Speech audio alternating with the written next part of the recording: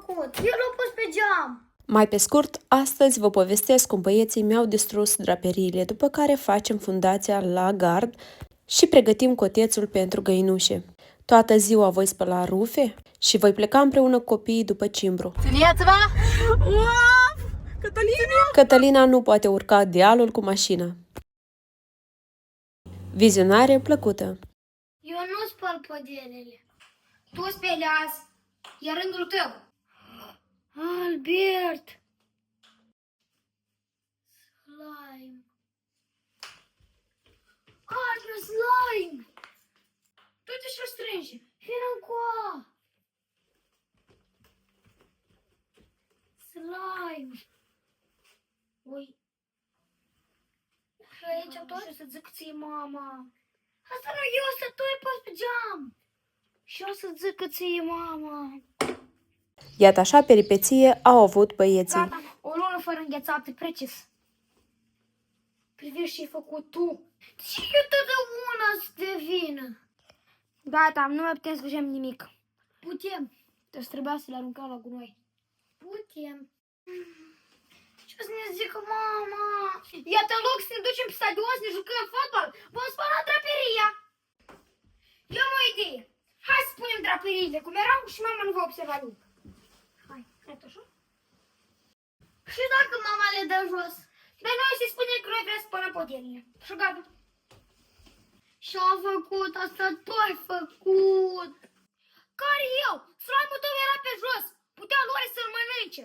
Și eu l-am pus pe geam. Și tu ai ridicat draperiile și el le-a murdărit. Dar eu l-am pus pe masă, eu nu l-am pus pe jos. El era pe jos. El nu era pe jos, el era pe masă.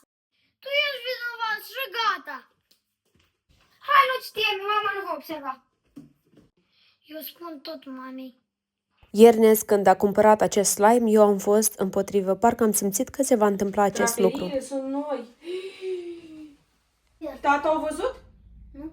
Da, Albert a făcut. El l-a pus pe geam. Și spune a spălat, ieri să nu sunt eu. Ieri ne arată. Acum și-o zvers. Bună ziua! Am toată ziua. Eu am spus nu cumpărați slime. Asta Albert l-a pus pe geam. Eu nu-ți devin. Eu mă gândeam ceva mai rău. Mă gândeam că geam îi spart. Serios, dar nu goși le sparg. Zic că am geam.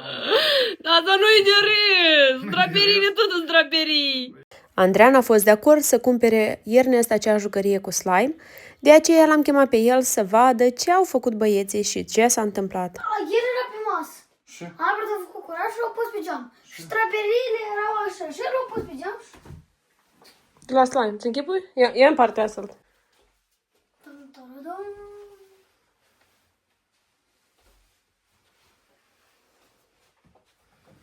Că poftim, îți place? Băieți în casă. De azi înainte nu mai văd nici un slime. Te-ai înțeles? Trebuie să mergem să cumpărăm un set de draperii noi la ambele geamuri în dormitorul băieților, pentru că draperiile nu se mai spală. O, cu muzică, da? Unul o scânt și altul scânt. Evident, am iertat copiii pentru că nu au făcut intenționat. Acum vă arătăm cum lucrăm noi, toată familia, la fundația gardului de la noi din curte, iar aici, în curtea aceasta mică pe care o delimităm, vom face cotețul la găini și ocolul pentru capră. Cum bune, îl faci treabă? Îți place dânsul? Da. Îl mai iei la lucru? Da. Așa e? Mă tare îți plac oamenii muncitori?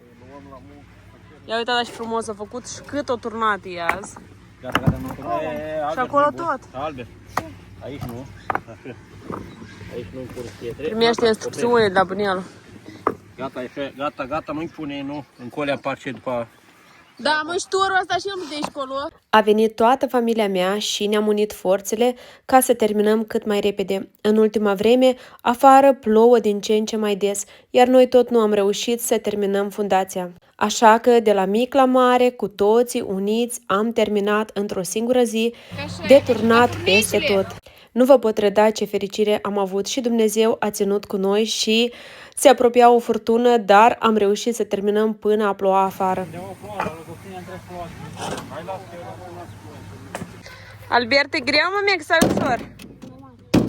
Pentru băiet așa mușchios, da, mă? Sportivul lui mama, bravo, așa. Uite și puternic. Noi ne ducem să ducem apă la căprițe cu Loris. Dar pune deasupra, mami. Pune în remorcă, așa. Unde noi ne ducem, Loris? Mama. La căprițe? Hai să pornim. Stai, așa. Noi ne-am pornit cu Loris. Băieții sunt plecați la judo cu tati. Opa! Dar noi ne ducem. Iuhu!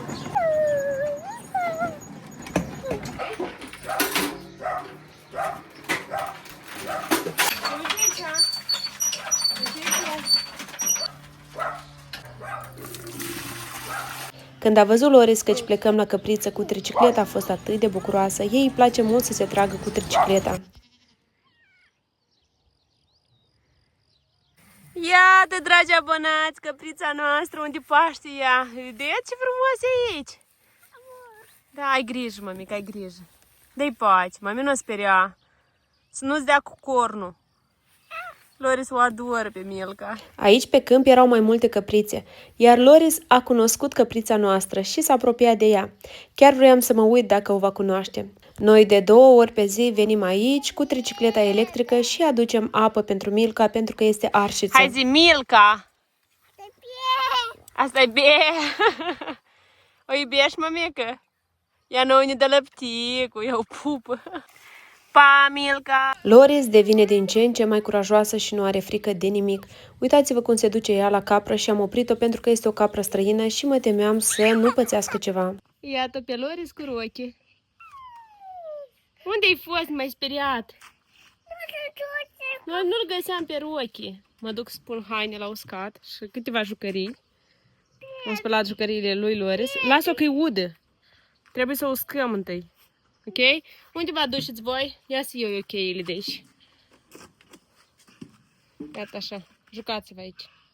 Zilele astea am fost ocupată cu sortarea hainelor. Toate hainele de iarnă le-am pus în depozit, iar acum scot hainele de vară și le clătesc un pic. Și încălțămintea o pregătesc să o depozitez. Și aici, dragi abonați, am spălat încălțăminte ieri toată ziua. Și încălțămintea lui Loris, care se murdărește des. Și acum o voi strânge din soare.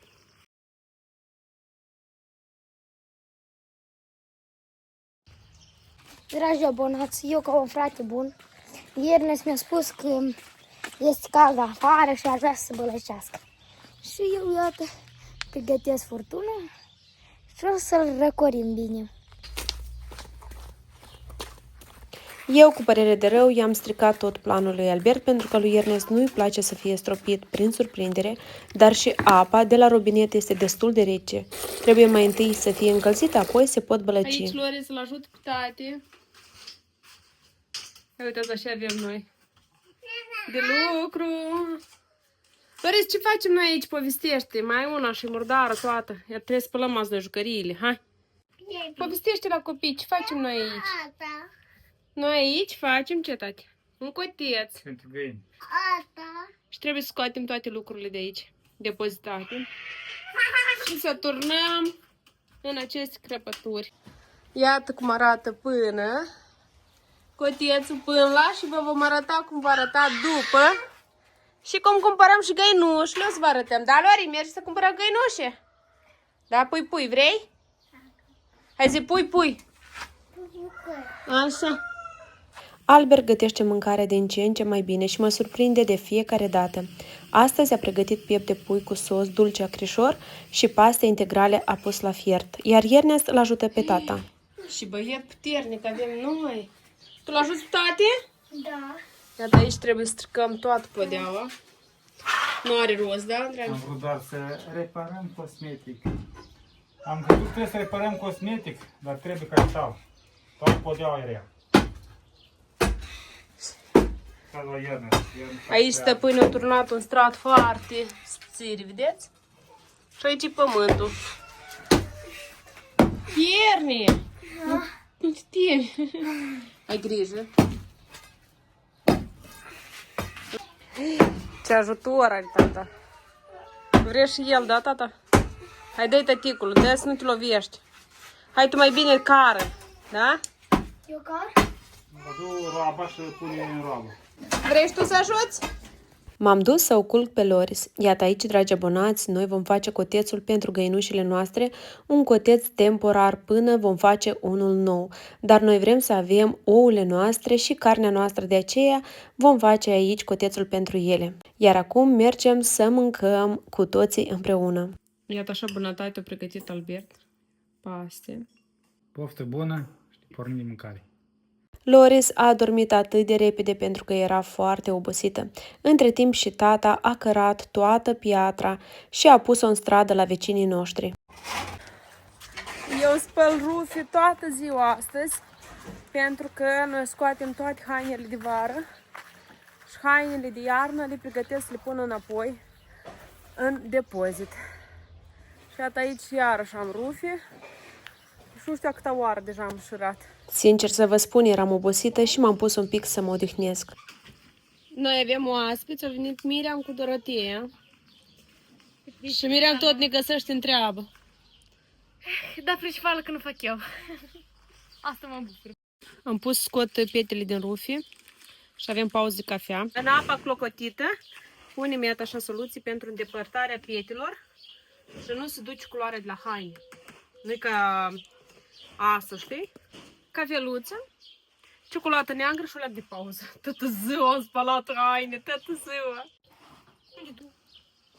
Nu e ca și Rochi. Toate șotele le facem. Rochi!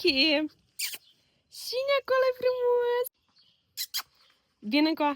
Cine acolo e frumos? Uite, uite și rușa.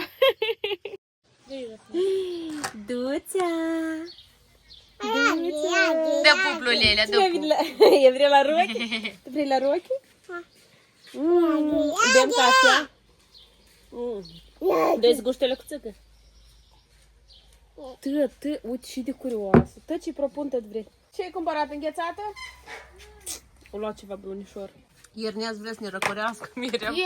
Dar eu vreau ieri. Dacă am prea puțin, eu cred că e prea puțin. Asta numai eu beau tot. Eu vreau să beau și bei tu. Știi cum asta ți-l lăs. Miriam a spus că vrea să fie pictoriță. Și eu îi propun să fac un portret. Așa, stai. Foarte interesant, Cristin, da. Așa, puțin cap mai intru. Să vadă rufile. Mă la nori.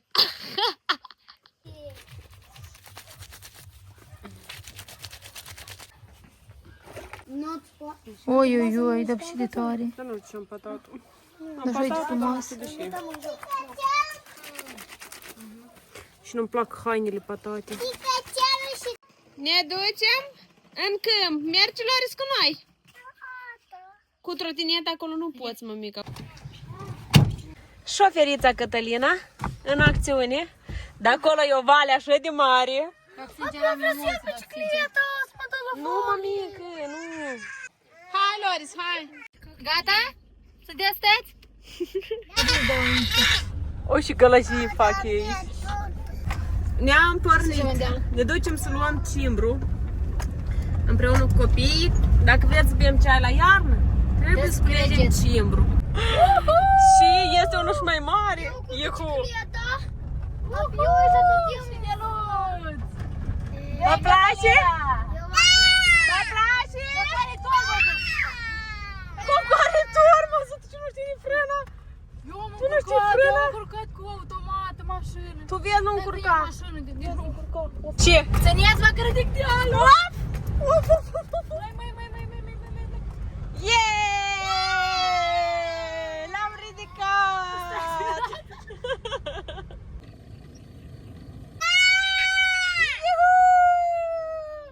E bine la vale? Te rog, nu spăria șoferul. Șoferița! Șoferița! Bine, zi la deal. Ai aici ne oprim, nu? Nu, haidem încolo. Eu 3 pasageri dau jos. Pe mine te rog, nu mă dai jos, că eu Unul e ia și pasă frumoasă, Doamne, ia! Două! Atât de colorată era pasărea, parcă era papagal, serios, așa de frumos.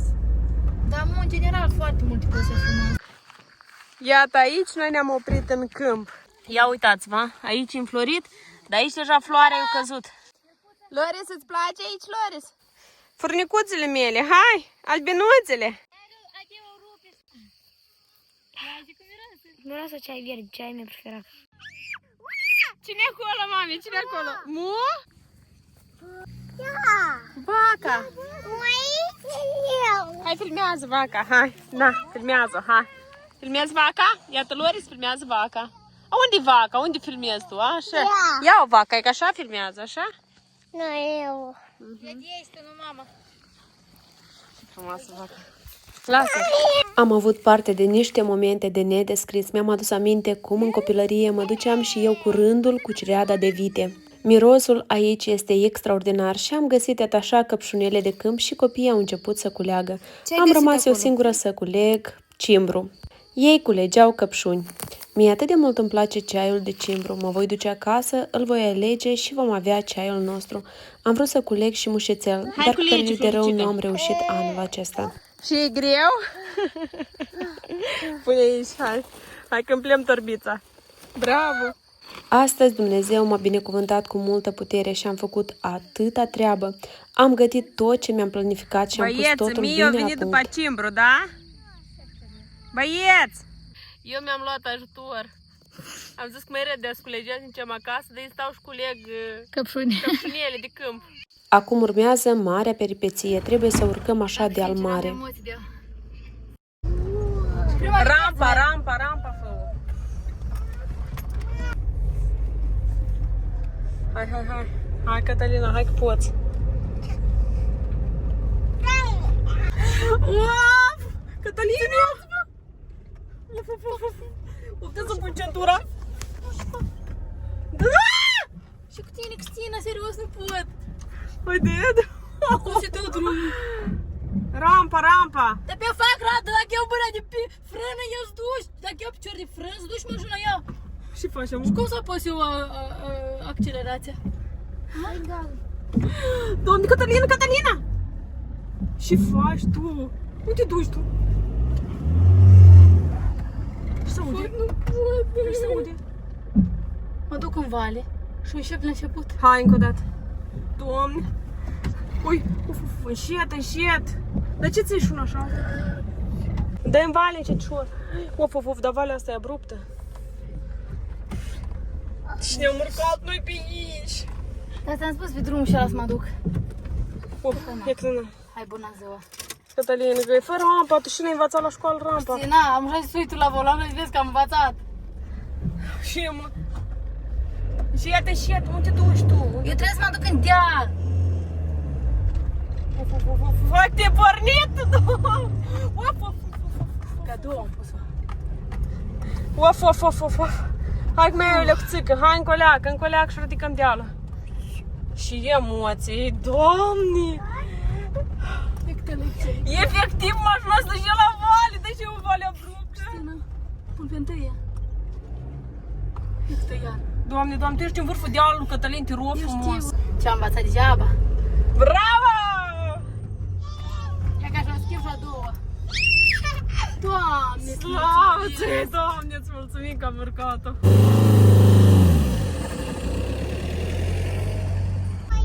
La vale e mai simplu, vezi? Pune centura, hai. Ia uși. Asta este a doua oară, că noi ne urcăm la... Nu știu. Deci să aude. Nu se aude nimic. Tu te rogi, Lilica? Da. Îi mulțumești lui Iisus? Da. Ne-a ajutat, așa-i? Da. Te-ai speriat, Mila? Și e tu. Să nu te duci în apă? Da, хотела чуть-чуть апку. У тебя есть мотивешь. Te-a salvat? Da, Iisus te-a salvat? te-am aparat. Te-a aparat? Te-am aparat Dar cum te rogi tu, Mila? Cum te rogi? cu mâine. Hai, pune mânuțele așa și să mulțumesc, Iisus, că ai grijă de noi, da? Și eu sunt două. Ne-am oprit cu copiii la Noi ne-am cireși, oprit le-am să mâncăm promis și cireși. m-am ținut de cuvânt. Hai, mica. Hai, mica, să culegi, mai trebuie spălat, mam. Dragilor, dacă v-a plăcut videoclipul nostru, nu uitați să puneți un like și scrieți în comentarii care este planta voastră preferată pe care o culegeți ca să faceți ceai. Noi vă spunem pe curând și ne vedem cu voi în videoclipul următor. Pa, pa!